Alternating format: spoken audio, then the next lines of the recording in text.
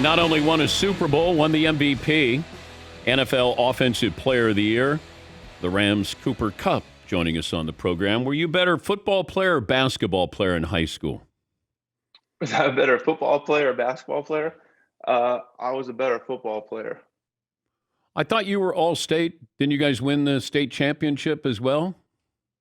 Yeah, we did. That was a combination of having some really good basketball players around me. But yeah, no, I think I was. I don't think I can make an argument about being a better basketball player. When did you realize you could play in the NFL? Dan, I really believe that back when I was 9 years old, first time stepping on the football field, that's really when it started for me. Where I believed right then is like not only I just believed that was what I was going to do. That was just to me that was just what I was created to play the game, and from that moment on, it was just there was never a doubt in my mind. This is just what I was going to do. Yeah, but you walk off the field after your final high school game, you don't even have a scholarship offer. That kind of hard to believe you're going to be Super Bowl MVP. Yeah, and you never know. You walk off the field, you don't know what your next steps are going to be. You don't know how you're going to get there necessarily. There's definitely that doubt wants to creep in a little bit, but the but I just knew there was gonna be a way. You're gonna find a way to make your way there. It was just it was I just believed it in my heart. I don't know. It's hard to explain with words, but that's always going to be what I was going to do. How much trash talking do you hear? Trash talking. It's part of the game, right? It's just it's part of how you play this thing, and But what it's do part of they? the in and outs. What do they say to you? What did they say to me? Yeah. It was much worse my first few years. It's definitely died down in the recent history. But it's nothing too bad. Nothing too bad, but nothing I'd like to repeat on air. Oh, but the first couple of years, they got to be really roughing you up because they're thinking, who are you? Probably calling you Edelman or, although you know the angle. It happens a little bit, but it happens a little bit, but it's not bad. It's something you deal with, but you move on with it. Okay, but what do you say back to these players? I don't talk. I'm probably, if you heard me mic'd up, I'm probably more on I fall under the Andrew Luck category. I'm probably just too nice to people, and anyone that talks, I don't really say anything. Our coach talks about nameless, like you're playing against nameless and faceless players. You go out there, you do your job, help them up, and go do it again. Best defensive back you played against this past year was who? Not including on my own team. Yeah, non-teammate. Yeah. Okay. Man, there's some good ones. There were some good ones, some guys that challenged. I thought there's a few guys that I thought these guys might not get as much credit or respect, whatever you want to call it. I thought Kenny Moore, the nickel that he plays for the Colts. I thought Kenny Moore was a really good nickel. He did some really good stuff. I thought early on we played against Jalen Johnson with the Bears. I thought he was a guy that would come up and challenge you, and we had to have a plan for him. And there's a lot of guys that I could go through. But those two off the top of my head, those two kind of stick out as guys that I knew were challenging, play in and play out. I know you're from Washington, and Steve Largent was one of the best route runners I ever saw. Is there still a place for, if you run the route correctly, that you can get open? That it's not just athleticism, speed down the field. It's if you run those routes correctly, you should be open. Yeah, I think that's. At the end of the day, we know as a receiver, where you're going. The DB doesn't. So you should, in theory, always be a step ahead of wherever the DB is going. I think correctly is a broad statement because I think you could run a route correctly, but based on whatever coverage you're getting, whatever technique you're getting from the DB, it might not be the correct way to run that route versus what you're being presented. So there's a give and take to that that I think is important. It's running it correctly for the given situation. We're talking to Cooper Kupp, the MVP of the Super Bowl. What did Matthew Stafford say in the huddle before that game-winning drive? Do you remember anything? Yeah. Well, I mean, I think it was just about, let's go right now. It's just the belief, like, hey, this is going to be the drive. We go down here, we put points up, we're going to be able to win this game. So, we've been so stalled out. We've been struggling for a while now with that offense. We were just not able to get anything going. So it was just this belief, even from the sideline, like, hey, this is going to be the one. We're going to get something going here. Someone's going to make a play, and we're going to get some momentum and drive down and put this team up. That ball is in the air. I don't know how long it felt like it was in the air, but what are you thinking? If you make that catch, you win the game. Yeah, it's honestly, in the moment, you're not thinking about anything in particular. It's like you're just in that moment. You're in that moment, living that moment out as a single play in the football game. Looking back on it, I mean, I know if you had told me going into the game there's going to be this moment to try to win the Super Bowl, there would have been like you'd immediately feel the pressure. But for me, it was just about being in that moment right there, right then, being completely present of what I had to do in that moment, what was asked of me as a receiver, and just doing my job to the best of my ability. It wasn't about anything outside of what the moment really was. It was just living in that moment right there. Who got the game ball from the Super Bowl?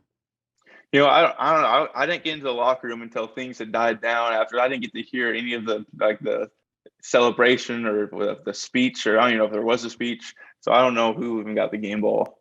Who cares more about how they look, Sean McVay or you? Who cares more? I think you gotta go with Sean. I think Sean cares a little bit more about how he looks. I like to look good. He likes to look good, but I think in terms of who cares more, I think I can walk out the door with some shorts and a t-shirt. I think Sean takes a little more time in the morning. He might comb his hair at halftime, Cooper. No, he does. I'm sure he does. I know for a fact he's got to go in at halftime, and the first thing he does is go look in the mirror. Like, okay, my hair's still looking good. I got this secret pack of hair gel that he needs if anything's out of place. But yeah, I'm gonna go with Sean on that one. He might not agree, but you can say it now. You were Super Bowl MVP. You're on scholarship the rest of your life there. Do you expect Aaron Donald to be your teammate this year? You planning on it? I do. Okay. Yeah, I expect him to be back. I mean, he's so good. It's hard to imagine him not being back here with us. Going out there and trying to achieve winning a Super Bowl again. So, are you taller than him by a lot? I'm not taller than him by a lot. I think maybe by a little bit, but I guess he is. He is. When you see me, he's a little bit shorter than you think he would be, but he's not walking around. He's a big character that walks around our facility. So you don't see him as being a little shorter. What do fans say to you on the street? Usually they ask if I am Cooper Kupp, or if like they say, is your name Cooper? Because I don't know. I think I probably walk around looking like a normal dude. So but it's cool. I believe I've had some great interactions with fans here in LA and just around, and everyone's for the most part been pretty respectful. But you don't get mistaken for somebody else since it is Hollywood?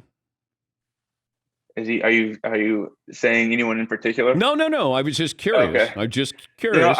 The Paul brothers comes up sometimes. The situation with the Paul brothers, they got a similar haircut, beard situation. Okay. So that comes up sometimes, but other than that, no, not really. Oh, I could tell that you thought, is he gonna? I'm glad you brought it up. I was like, I know where this is going. No. I just asked. I did not know the answer to my question there. Tell us who you're representing today. Yeah, so I'm here with Pat today. They've just been they're an allergy. Really using Pat Day once daily relief extra strength has been an incredible thing for me. Talk about having the right tools for the job. That is something that for me, wake up in the morning, boom, one drop knocks out my eye allergies, and not having to worry about. Have you ever tried to catch a ball with your eyes closed, Dan? It's a difficult thing to do when you can't see what you're trying to catch. So that's just been the right tool for the job for me, and really appreciate the partnership with them. Have you had allergies during a game? No, thankfully during a game I've being able to get things under control. That's why I mean the issue a lot of times is in the spring. It's in like training camp. It's in OTAs where I just get absolutely wrecked. The best thing has been just being able to drop these eye drops in there, knocks it out. Not having to worry about that for 24 hours has been huge. You're allergic to dropping passes, is what you're allergic to. Yeah. I had you drop. That's a great line. Do you know how many you dropped? I'm not sure how many I dropped. It was too many. I know it was too many. It was 5. I think. Okay. Well, I think we might have different definitions of what a drop is. What's your definition of a drop? How are you going to define it? However, the NFL defines it. Oh, gotcha. I usually go. I usually go on if you touch it. If I touch the football, to me it should be caught.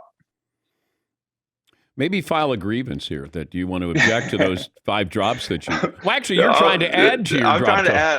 I'm probably not as generous on giving myself a pass on some of those things. Have you heard from Jerry Rice after your season, and since it sort of been compared to Jerry Rice's great season, or Megatron or Randy Moss? Did any of these former receivers reach out to you? Not. I mean, I think over social media, possibly some guys have reached out and said thank you. I think it was probably during the season, and it kind of gets lost in the shuffle. But I know there's some of those guys have reached out and just been. I'm so thankful for the fraternity we have in the NFL, and just among receivers too. It's just been incredible to see the guys that have been playing this game have played the game for a long time and done some incredible things, how much they root on and are fans of the game. The guys that are doing it now and are coming after them. It's a pretty cool thing to be a part of. Those are big numbers. Those are historical numbers. Like, what do you do for an encore? Go out and try to do my job a little bit better. I think that's what it is. And it's really not about trying to chase the numbers, because I think that's a slippery slope that you just don't want to get into. But for me, it's about being a better football player. What can you do to be a better football player? The numbers, all that stuff, that's going to end up, there are so many variables. There's so much that goes into, what the end of the day production on paper is going to look like. But for me, I want to be able to watch the tape and say, hey, look, how can I be that much better playing and play out? How can I, how can I move the needle for our team in the right way, play in and play out? And that to me is where my focus is. And if I can do that, if I can be a better football player, if I can be a part of us winning more games, regardless of what the production is, I feel like I will have done my job. Paulie, how many catches is Cooper Kupp behind Jerry Rice on the all-time list? Jerry Rice, Cooper's got 433, so he's 1,116 catches behind Jerry Rice. You can do it. Jerry played, 22 years? Yeah. Will you be able to play? How long will you play? Like, what do you say to your wife of, this is the ballpark figure? Yeah, well, I want to play as long. My boys love. Right now, I've got a 3-year-old, or about to be a 4-year-old, and a 1-year-old. They love, coming to games, watching the football, being a part of that stuff. I think that's only going to get more fun for them as they get a little older. But as long as they're enjoying it, I'm going to keep playing. So, I don't really have a cap on it. I'm going to keep going as long as I possibly can, and as long as my family is enjoying what's going on as well, and as long as I'm enjoying it as well. I'm gonna keep playing. Wearing a Dodger hat. Are you a Dodger fan, or you just like the hat? No, I really like this hat. Being down here, I've actually, I've been to a few Dodgers games and met some of those guys. So I'm a fan of what they're doing. Obviously, doing some really good stuff, playing well this year. I had to take a hiatus from baseball. I stopped playing when I was like in 8th grade. Stopped watching it completely, and it seems like just recently it's starting to come back a little bit. So. I feel like I'll just dive back in with the Dodgers. Great to talk to you. Congratulations, and good luck upcoming season, Cooper. Yeah, thank you very much, Dan. That's Cooper Kupp, the wide receiver for the Rams and Super Bowl MVP, and also the Offensive Player of the Year.